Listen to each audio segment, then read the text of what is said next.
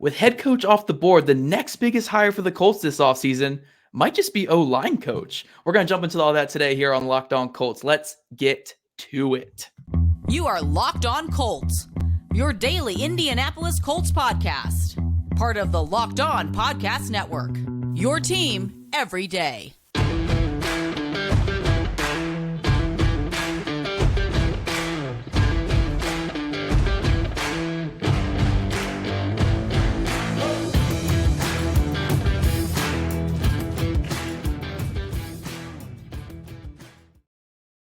Thank you all for tuning in and making us your first listen today. It's your daily podcast covering your Indianapolis Colts, part of the Locked On Podcast Network, your team every day.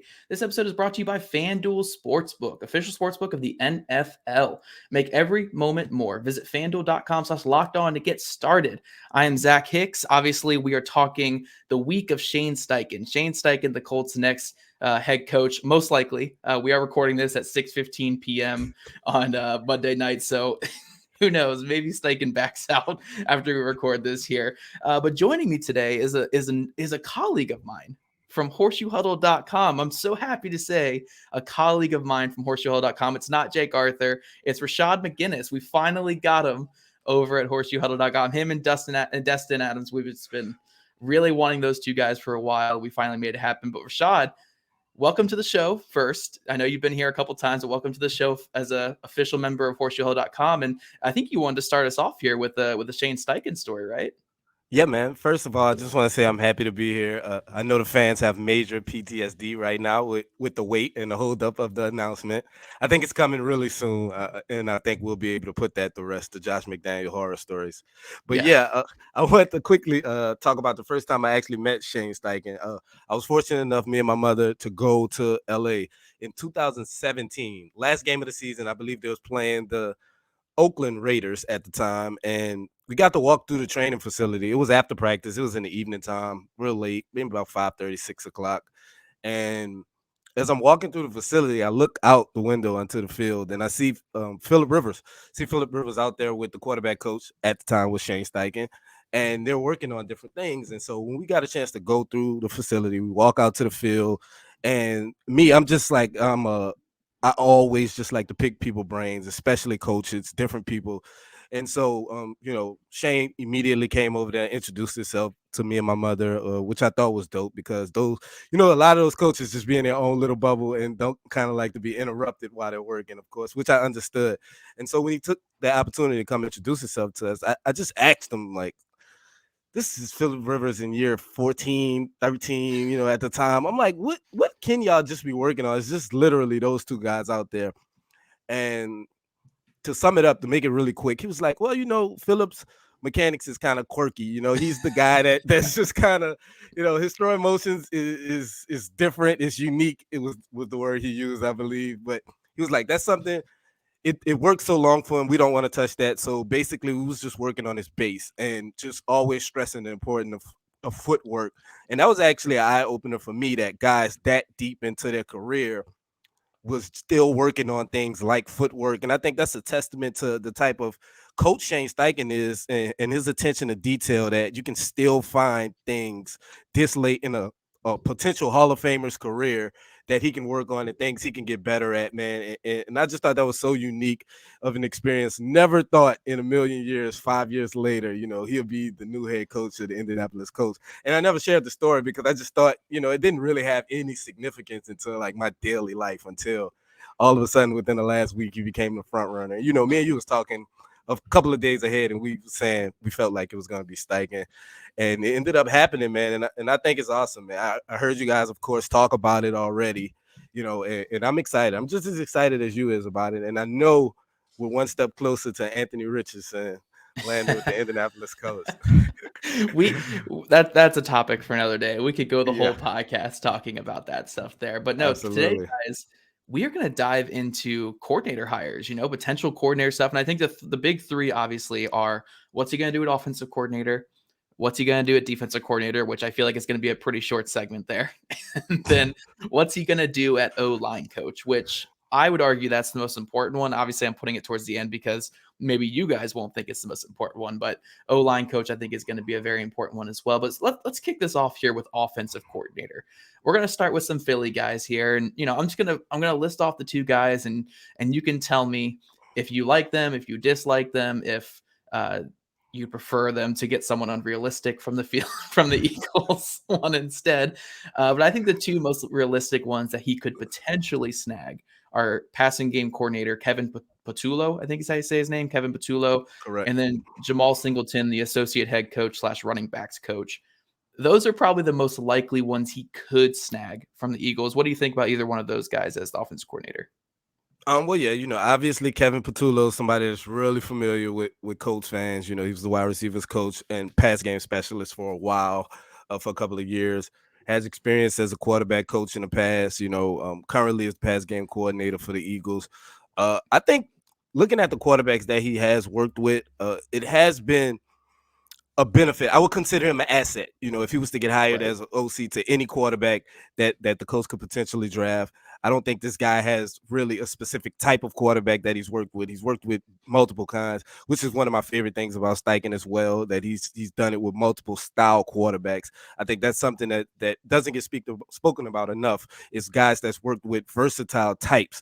You're not really pigeonholed into a specific guy, and nobody can really identify exactly this is the guy the Colts will be targeting, or you don't lock yourself down into any one thing. And I think Kevin can be an asset in that regard. He's worked with a bunch of different guys, and he has done multiple positions on the offense. He hasn't just been a quarterbacks coach or just a wide receivers coach. He's done it at every level, collegiate and NFL, with multiple teams. So I like Kevin. I like Kevin Patullo a lot as offensive coordinator. Yeah, for sure. And then Jamal Singleton as well. I like the guys who work with the running backs there. Obviously, associate head coach means that's someone that you value as a leader, someone that you think could be a potential head coach one day. So I'm liking that one as well. And I think those are the two more realistic Eagles guys. We're going to throw this out here right now. They're not getting Brian Johnson.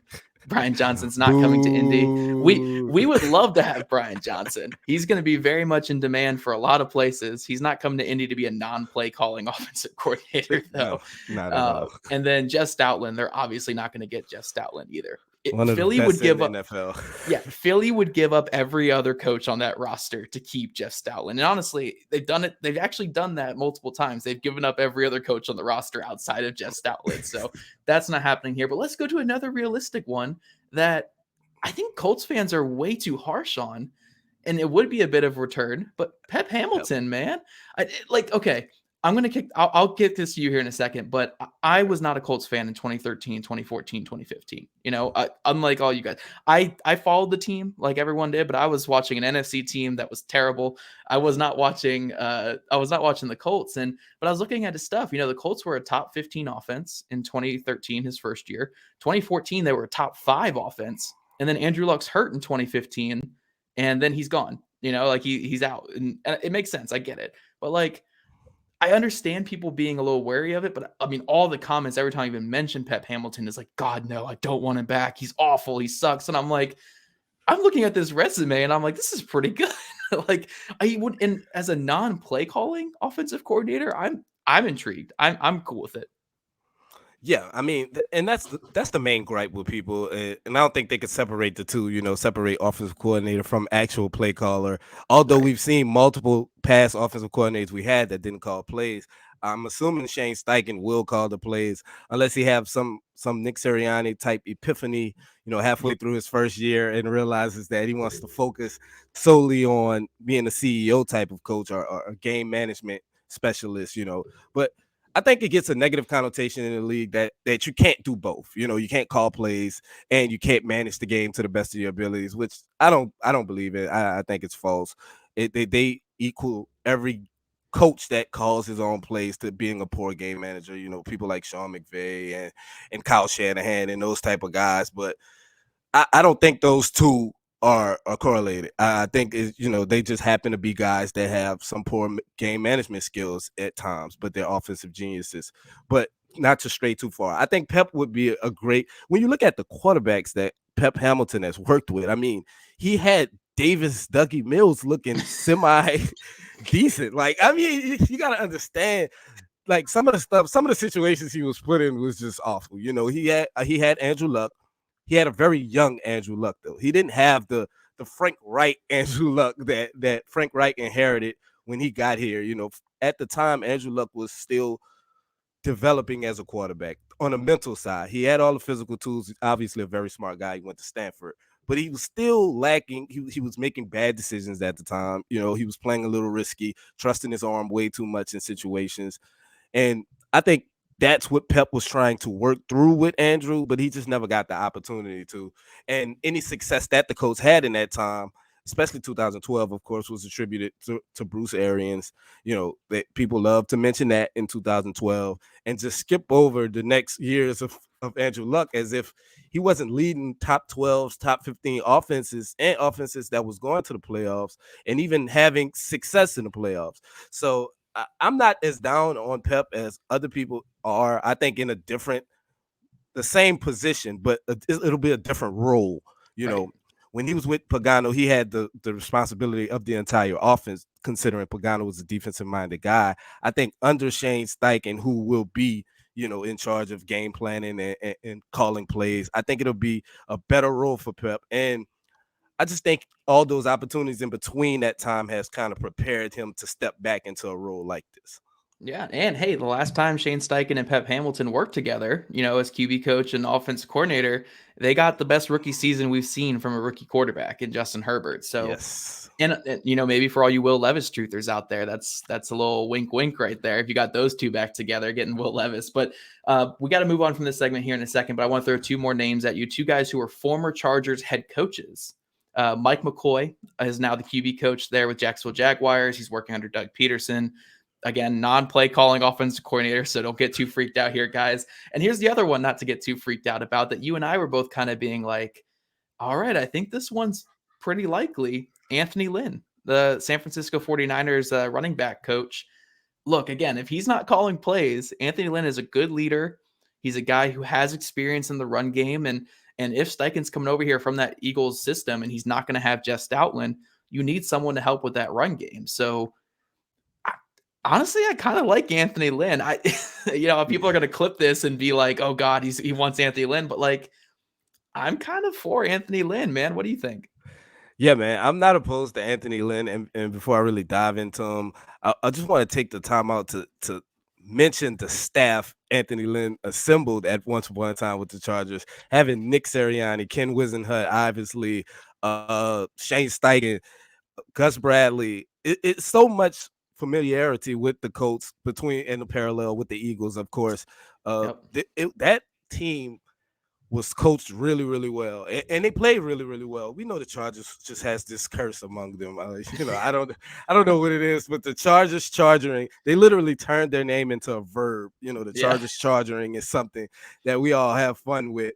But Anthony Lynn, man, I think he gets a bad rap for what happened with the Chargers. But if you want the best chance to replicate this run game that you see as with the Philadelphia Eagles without getting Stoutland himself, and we'll mention another key piece to that too, the offensive line coach. We'll talk about that in a second. Yep. But if you want a guy that can scheme up runs and design runs in an offense, Anthony Lynn is one of the best the NFL has to offer.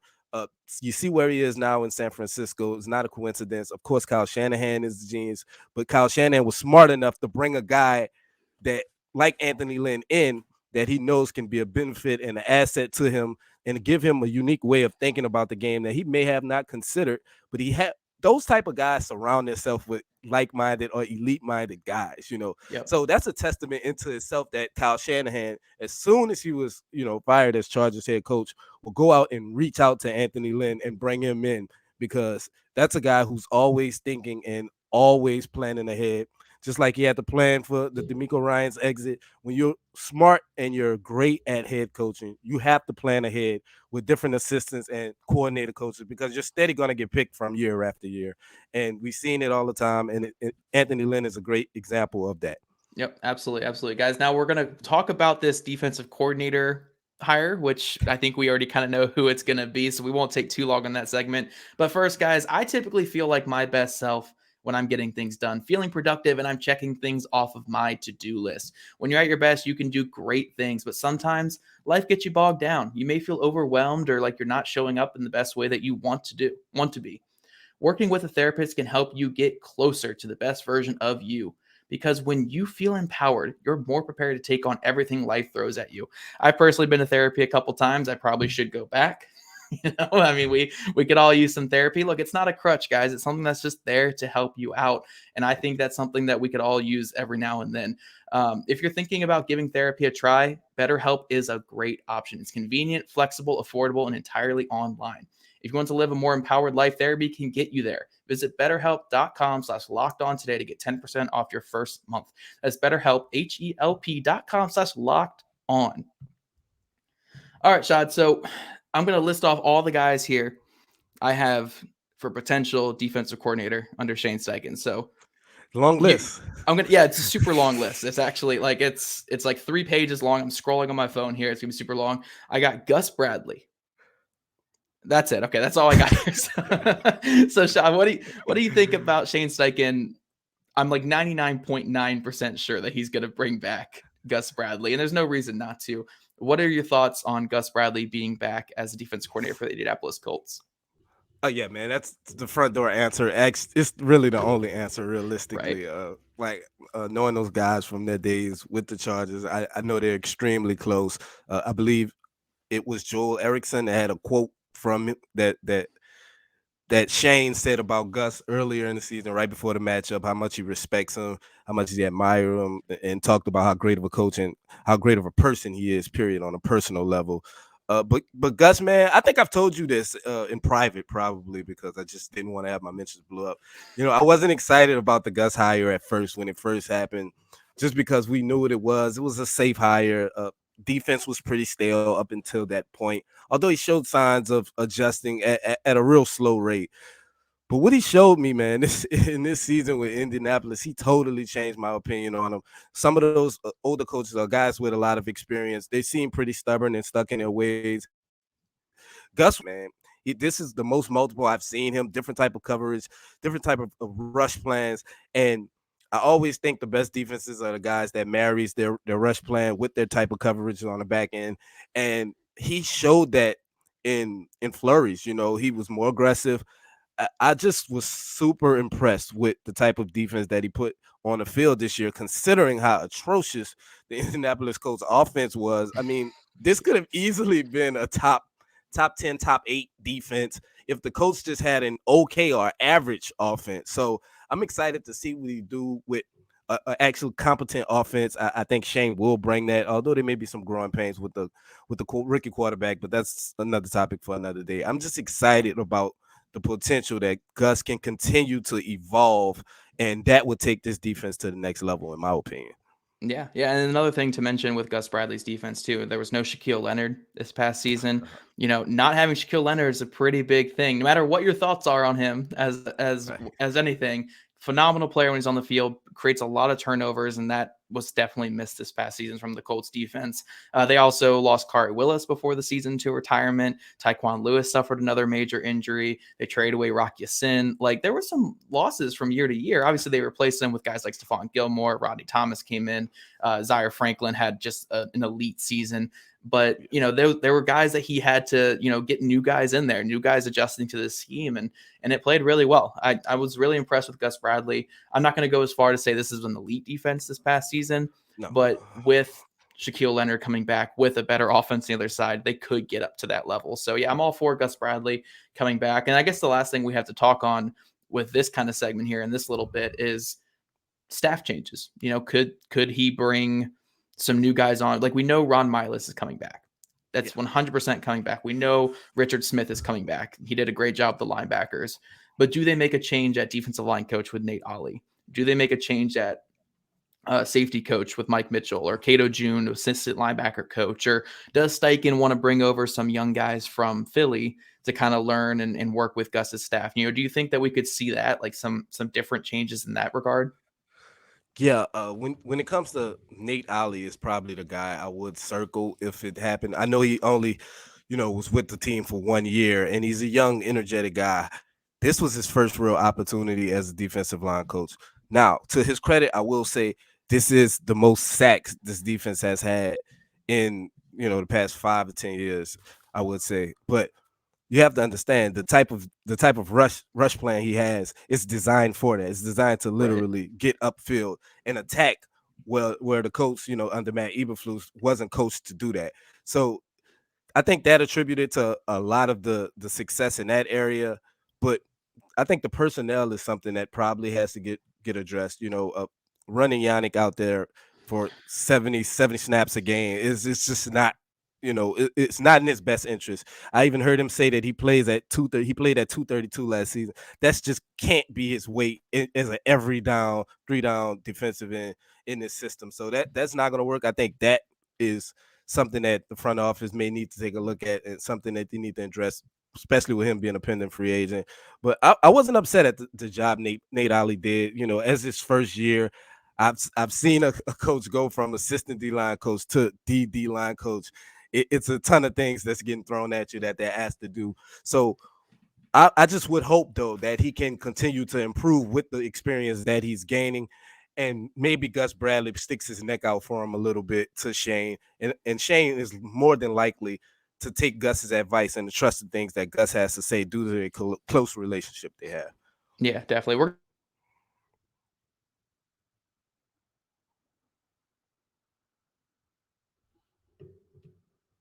what kind of happens with those potential coaches like a Nate Ollie or like a Mike Mitchell or like Cato June, like how much of those were Frank Reich hires and how much of those were Gus Bradley ones. So that'll be really interesting to see. But I do think at the end of the day, Gus Bradley will be here. And just another thing to throw on top of the Gus Bradley thing, I remember specifically a huge thing with Frank Reich. When Frank Reich came to picking Gus Bradley was, hey, this past season when I played against Gus Bradley, he kicked my butt. Like Gus Bradley kicked my butt late in the season with the Raiders. Now, what happened when Gus Bradley played Shane Steichen this past season? They kicked his butt. I mean, the Eagles won. The Eagles won, but it was a 17-16 game against one of the worst offenses in the league. When you're talking about a top 2 team in the league playing against that worst offense. So Gus Bradley's defense played really well in that game. So if Shane Steichen was even somewhat on the fence about keeping Gus Bradley, he's probably looking back at that game being like, man, Gus played me pretty tight. So I imagine Gus will be back.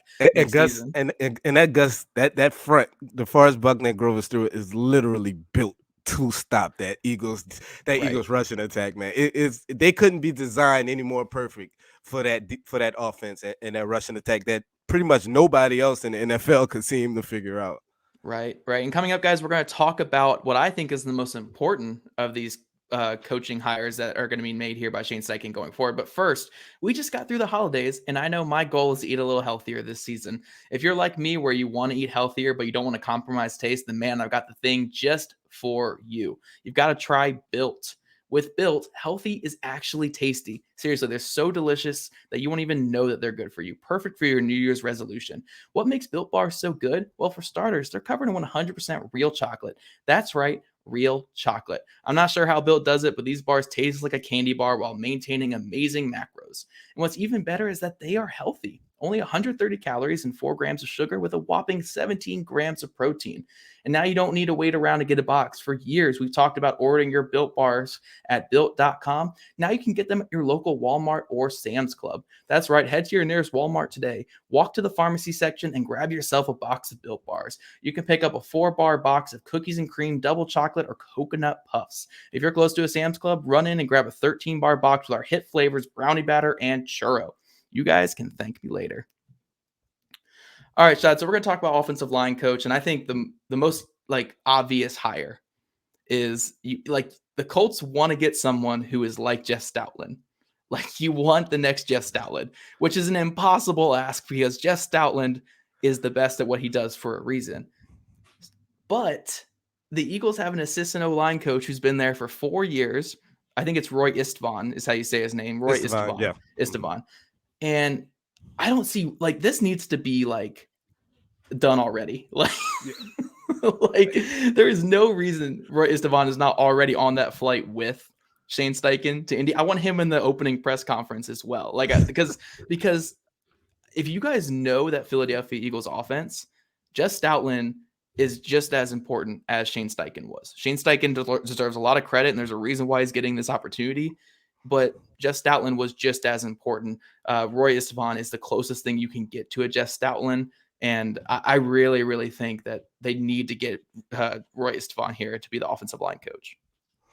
Yeah, that's the front door answer. And to me, that's the best answer. I can't see it, you not want to replicate what you just done in Philadelphia. And despite the way that the Indianapolis Colts offensive line played, I think they have the potential to play a lot better than they played just this past season. I mean, we Right. saw them just 2 to 3 years ago look like an elite unit, and with being coached up the right way with the right scheme, getting some of those guys out on the move. I can even see Ryan Kelly coming back, and kind of playing that Jason Kelsey role in this particular blocking scheme. This can get fixed, I think, quicker than most people think. A lot of people are out on this offensive line. I'm not there yet. I do think you need to bring in, a veteran guard or create some tackle at the left, create some competition at the left tackle position. Yes. But this offensive line has the opportunity to turn it around really quick. And I think Roy not having a shot in the league as an offensive line coach yet, I think this is the perfect opportunity for him. Like you said, he was under Stoutland for the last 4 years. Key component in that Eagles running game, developing the way it has. I know we like to credit just the quarterback and the players, but this scheme and the way it's coached is what's creating the differences here. It's not just like the Eagles have just all elite players across the line, across the offensive line. It's getting coached and blocked up a certain type of way, which is creating these opportunities for these guys to show their athleticism and gain advantages. It's just really a numbers game when you break it all down. The run game is all about creating numbers, and having a mobile quarterback does that, which is partially why Zach is so high on Anthony Richardson. And beautiful piece, by the way, when you talked about the floor of these mobile quarterbacks and what they do to the numbers game. It gives you an advantage in a box, and it almost handicaps the defense because now you're forced to leave these cornerbacks on islands and bring more guys into the box, which only helps you in the passing game. It gives you more room for error in the passing game. You don't have to have this pinpoint passer, because you have advantages. If you got guys that's on elite on the outside, they're going to win a lot of these balls. We just saw it in the Super Bowl. Right. The Kansas City Chiefs was forced to load up the box. It gave one-on-one opportunities, and we're about 1 or 2 of those completions away from talking about the Eagles as the Super Bowl champions and not the Chiefs. So I think Roy gives you the best opportunity to replicate what Stoutland had in Philadelphia, and it just makes too much sense to me not to lean in that direction. Yep. And for all you guys who don't care about running the football, I know there's a lot of you guys listening who don't like running the football and are all passing game. Jeff Stoutland has developed that Eagles offensive line to be like 9 deep. Like these guys, I mean, Jordan Mailata came from playing rugby. Isaac Suomalo was a 3rd round pick or 4th round pick, I believe. Like these are guys who were not all 1st round picks, like a lot of the Colts guys here. They're not all 1st round picks, but they've gotten that line to be at the level where you're comfortable with, someone had to miss time. They have replacements and they're all quality players. And I'm not saying Roy Istvan is guaranteed to be Jeff Stoutland. There's no such thing as another Jeff Stoutland. You're not going to get another one. But if he can even be 60 or 70% of that, sign me up. Sign me up right now, especially what he can do in the run game and what he can do developing offensive linemen. The only other guy I threw in here was George Warhop, who was just let go by the Houston Texans, a guy who I was telling Jake this on yesterday's show. He's been an offensive line coach every single year in the NFL since 1996. Now he's jumped around a lot. But he is a guy who has worked with a ton of offensive linemen, a ton of different offensive lines. And honestly, that Texans offensive line for how bad that team was, it was actually mostly fine for last year. Like it wasn't too bad. But at the end of the day, this offensive line coach hire is the most important hire for Shane Steichen. He needs someone who can get Quentin Nelson, Ryan Kelly, Braden Smith playing back at that elite level, and also a guy who can help him out in the run game and help him design that run game that Philly had this past season. So if it's Warhop, it's Istvan, it's some random guy that we don't even know from like the college ranks or something like that, this needs to be the home run hire for Shane Steichen. I don't care as much about offensive coordinator or a bunch of position coaches. O-line coach needs to be the home run hire. And I think Shane Steichen knows this. I guarantee he knows how important this is because he's been so close to a Jeff Stoutland the last couple of years. Yeah, that's the best way to replicate success. Just go with the familiar guy. Speaking of George Warhop, I think it's hilarious that the Texans are looking at Chris Strasser potentially. So it's kind of like we're just swapping. We'll trade you Chris Strasser for George Warhop, and but that option has to get exhausted after you see what's going on with Roy. And I can't imagine Roy turning it down, because Right. he's never going to move up any further with that organization because of what Stoutland has just built there. I think Stoutland will be there as long as he wants to be there. They probably gave him a key to the city after this last season that he just had. It familiar for just a fabulous talent, which Stoutland is, and I think Roy being that protege and kind of that successor. I know it's funny saying a man with 30 plus coaching years of experience is a protege, but that's kind of what he has been, at this level in the NFL. I think he has the best chance to get these guys back trending in the right direction after the season that they've just had.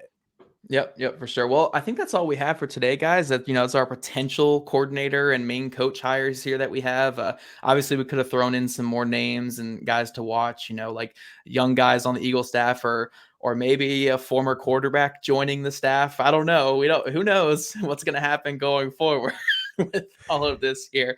But all we know is we are past the speculation. We're past the Jeff Saturday era, and we are entering the Shane Steichen era, and I'm extremely excited about it. I'm happy to talk about it, right? Praise the Lord.